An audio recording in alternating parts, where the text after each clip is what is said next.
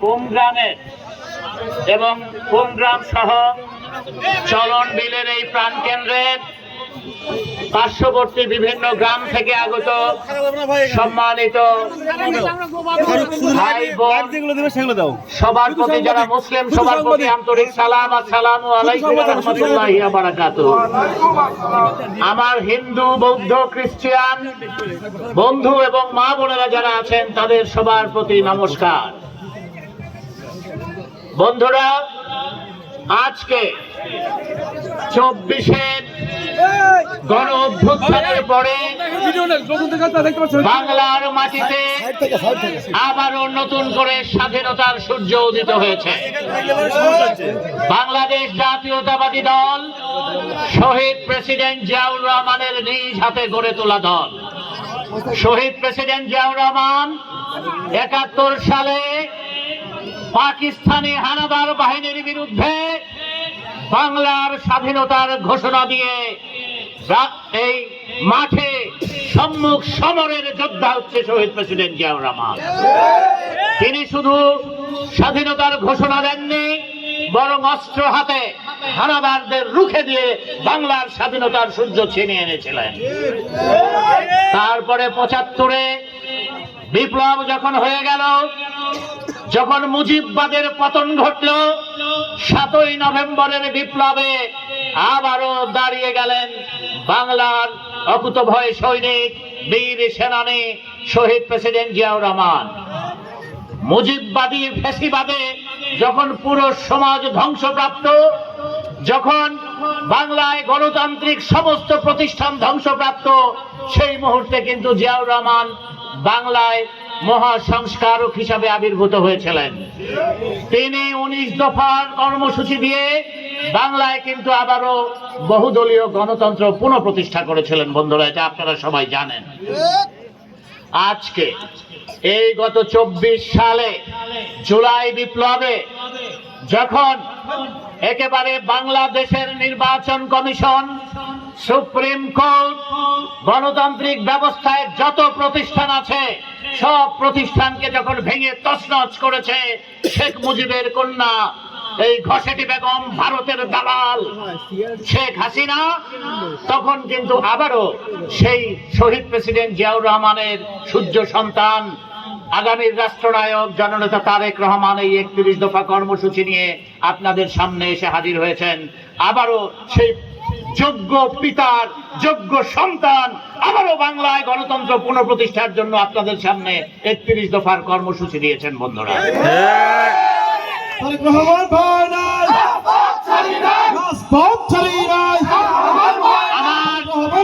আমার বাংলার হিন্দু বৌদ্ধ খ্রিস্টান সবার জন্য যে বাংলাদেশ একটা শান্তির একটা জন্মভূমি, বাসস্থান, এইটা নিশ্চিত করতে চান আমার নেতা। 31 দফার 2য় দফায় বললেন যে আমি বাংলাদেশে একটি রংধনু সমাজ প্রতিষ্ঠা করব। এখানে রংধনুতে যেমন সব রং মিলেমিশে একাকার হয়ে যায়, ঠিক তেমনি বাংলার মাটিতে হিন্দু বৌদ্ধ খ্রিস্টান মুসলমান সবাই শান্তিপূর্ণভাবে সহ অবস্থান করবে। এখানে কাউকে সংখ্যালঘু তকমা দেওয়া যাবে না। আমার হিন্দু ভাই বোনেরা যারা আছেন তাদেরকে আমি অভয় দিয়ে বলতে চাই, তারেক রহমানের যোগ্য উত্তরসূরি হিসেবে আমি আপনাদেরকে কনফিডেন্স দিতে চাই, এই বাংলার মাটিতে আমার যতটুকু অধিকার আপনার ঠিক ততটুকু অধিকার।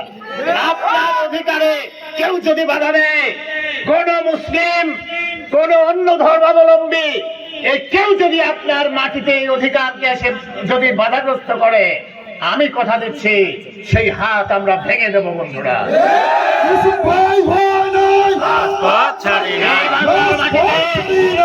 আমি, আপনি, হিন্দু মুসলিম বৌদ্ধ খ্রিস্টান পাহাড়ি বাঙালি সাঁওতাল বৌদ্ধ এমনকি চাকমা যা যা ধর্ম আছে সমস্ত ধর্ম নিয়ে বাংলায় স্বাধীনভাবে অত্যন্ত শান্তির সাথে বসবাস করবেন, এই হচ্ছে আমার নেতার স্বপ্ন।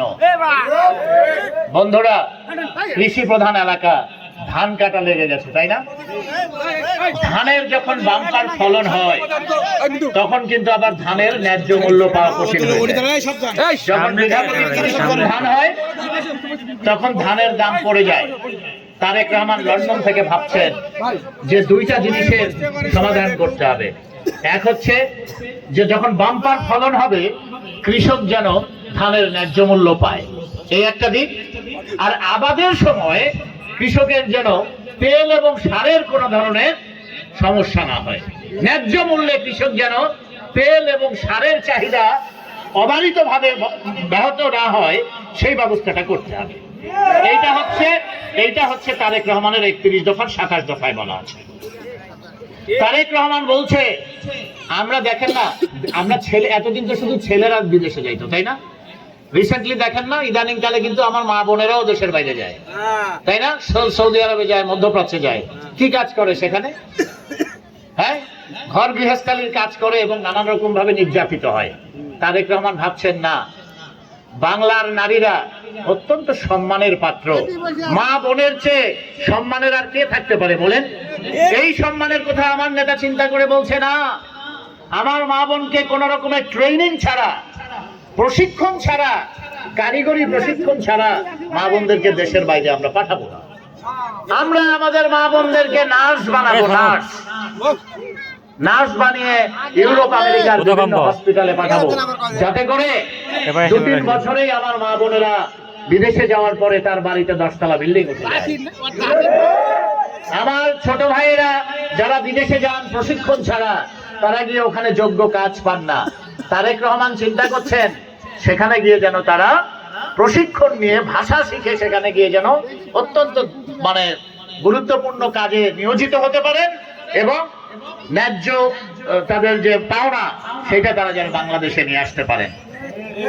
আপনাদেরকে একটা কথা বলি শোনেন, শেখ হাসিনার যে বাহিনী, এই ভারতের গাদ্দার দালাল হাসিনা আর তার যে বাহিনী ছিল, এই বাহিনীরা কি পরিমাণ টাকা বাংলাদেশ থেকে চুরি করে বিদেশে নিয়ে গেছে আপনারা জানেন?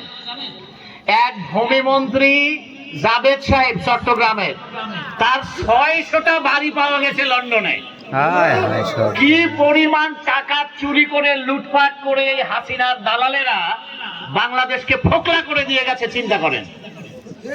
আজকে যদি ইভেন আপনি আমার সিংড়ার যে নেতা শুনেন নাই, এই জুনায়েদ আহমেদ পলক চলন বিলের সন্তান, এই চলন বিলের সন্তানের কত টাকা জানেন আপনারা? এই চোর তন্ত্র কায়েম করেছিল হাসিনা। এই চোরেরা বাংলাদেশ ব্যাংকে কিন্তু একেবারে ফোকলা বানিয়ে দিয়ে গেছে টাকা পয়সা চুরি করে। আজকে আমার যে বন্ধুরা বিদেশে কাজ করে হাড় ভাঙ্গা পরিশ্রম করে প্রতিদিন ডলার পাঠাচ্ছে, এই প্রবাসী বন্ধুরা যদি না থাকতো বাংলাদেশ দেউলিয়া হয়ে যেত বন্ধুরা। সুতরাং তারেক রহমান চিন্তা করছে লন্ডনে বসে আমার যারা প্রবাসী ভাই ও বোনেরা বিদেশে গিয়ে বাংলার অর্থনীতির চাকাকে সচল রাখে, সেই প্রবাসী ভাই বোনদেরকে আমি যদি কারিগরি প্রশিক্ষণ দিয়ে বাইরে পাঠাই, তাহলে কিন্তু তারা আরো বেশি বেশি ডলার পাঠাতে পারবে। আর রাষ্ট্র ক্ষমতায় আমি কোনো চোর বসাবো না, কোন হাসিনা বসাবো না, ভারতের গাদ্দার বসাবো না।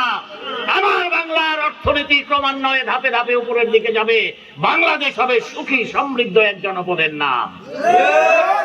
বন্ধুরা, তারেক রহমান আমার মা বোনদের নিয়ে চিন্তা করছে। আজকে দেখেন এই যে কুমগ্রাম কত দূর সিংড়া থেকে, তাই না? আমার যারা গর্ভবতী মা বোনেরা এই গর্ভাবস্থায় জরুরি চিকিৎসার কাজে সিংড়া যাওয়া কি সম্ভব বলেন এত দূর থেকে? তারেক রহমান বলছেন যে কুমগ্রামেই একটা হসপিটাল হোক না কেন, ছোট হসপিটাল হোক, সেখানে একটা MBBS ডাক্তার থাকুক আর 2 জন নার্স থাকুক, যাতে আমার গর্ভবতী মা বোনেদের কোনো জরুরি চিকিৎসা লাগলে এই কুমগ্রামেই সেই ব্যবস্থা হয়। সেই আপনারা এটা চান? মা বোনেরা বলেন আপনারা কি এটা চান? তাহলে 2 হাত উঁচু করে তারেক রহমানের 31 দফাটা দেখায় দেন। তারেক রহমানের ভবিষ্যতের বাংলাদেশে আমার মা বোনের গর্ভাবস্থায় জরুরি চিকিৎসার জন্য কুমগ্রাম সহ প্রত্যেকটা বড় বড় পল্লীর বাজারে একটা করে কমিউনিটি হসপিটাল প্রতিষ্ঠিত হবে ইনশাআল্লাহ। ইউসুফ ভাই ভয় নাই,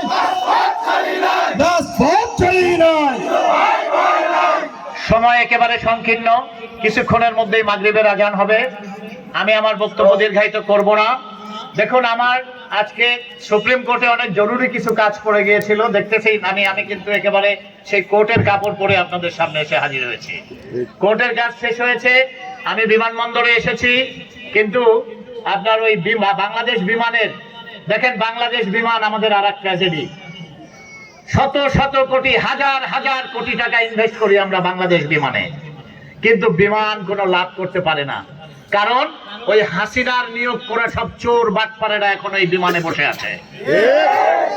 আজকে যদি দেখেন, আজকে আমার ফ্লাইট ছিল 11:30টায়, সেই ফ্লাইট ছাড়লো কটায়? 2টার সময়। সময় মতো ছাড়লে কতক্ষণ আগে আপনাদের মাঝে এসে আমি উপস্থিত হতে পারতাম। এই চোরতন্ত্র, হাসিনার চোরতন্ত্র কি এই অন্তর্বর্তীকালীন সরকার, ইউনূসের সরকার উৎখাত করতে পারে? বলেন, তাদের সেই ক্ষমতা আছে? কারণ ইউনূস সাহেবের যারা লোকজন, তারা তো এই যে গ্রামের রুট লেভেল পর্যন্ত সবাইকে চিনে না।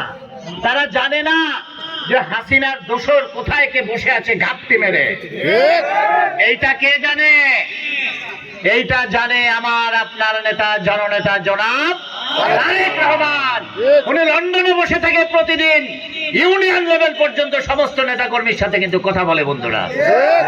সুতরাং যারা এই পলক লীগের যারা সন্ত্রাসী, পলক লীগের যারা দুর্নীতিবাজ, যারা রাষ্ট্রের অর্থ লোপাট করেছে, তাদের কোনো রেহাই নেই বন্ধুরা। যারা হাজার হাজার কোটি টাকা আত্মসাৎ করে বাড়িতে প্রাসাদ করেছেন, এই প্রাসাদ আমরা দুমড়ে মুচড়ে শেষ করে দেব। কিন্তু যারা সাধারণ আওয়ামী লীগার, যারা দেশকে ভালোবাসেন, যারা আমাদের মতোই বাংলাদেশ সুখী সমৃদ্ধ বাংলাদেশ গড়তে চান, তাদেরকে আমরা বুকে টেনে নিতে চাই। তাদের সাথে আমাদের কোনো বিরোধ নেই। আমরা জানি এই পলক লীগের নির্যাতনে আমাদের অনেক আওয়ামী বন্ধুরা নির্যাতিত হয়েছে। সুতরাং এখানে কোনো বিরোধ নেই। আমরা বাংলাদেশকে সবাইকে সাথে নিয়ে একসাথে গড়ে তুলতে চাই। দল মত নির্বিশেষে সবাই একসাথে তারেক রহমানের হাতে হাত মিলিয়ে আসুন 31 দফা বাস্তবায়ন করি। পরিশেষে আপনাদের সবার দোয়া আছে। এই ইটালি ইউনিয়ন সামনে যে ধামাইজ শালমারা আমার নানার বাড়ি, আপনারা জানেন বোধহয়, ধামাইজ আমার নানার বাড়ি। আমার মা আমাকে মাত্র 2 বছরের বাচ্চা অবস্থায় রেখে মারা গেছেন, সেটাও আপনারা ধামাইজ শালমারার মানুষ জানেন। ছোটবেলায় শালমারার সভায় আসছি প্রতি বছর। আপনাদের সবার কাছে করজোড়ে নিবেদন, আমার জন্য দোয়া করবেন। আমি বাংলার পার্লামেন্টে, বাংলার সংসদে গিয়ে ধামাইজ শালমারা কুমগ্রাম সহ এই যে চলন বিলের তলানিতে অবস্থিত গ্রামগুলোর মানুষের দুঃখ দুর্দশার কথা সংসদে তুলে ধরতে চাই। আপনারা যদি মনে করেন আপনাদের সন্তান, আমার মা মারা গেছে 2 বছর বয়সে, তাহলে আমি কার সন্তান? আমার মা কে? আপনারাই আমার মা। আপনারা যদি চান আপনার এই সন্তান দেশের সংসদে গিয়ে এই চলন বিলের দুঃখ দুর্দশার কথা তুলে ধরতে পারবে, তাহলে অবশ্যই আমি পারবো। দোয়া করবেন আমার জন্য ইনশাআল্লাহ। আপনাদের সকলের দোয়া চেয়ে এবং ভবিষ্যতে তারেক রহমানের সফল 31 দফার বাংলা গঠনের জন্য সবার দোয়া চেয়ে আজকের মতো বক্তব্য শেষ করছি। খোদা হাফেজ। বাংলাদেশ জিন্দাবাদ। শহীদ প্রেসিডেন্ট জিয়াউর রহমান অমর হোক।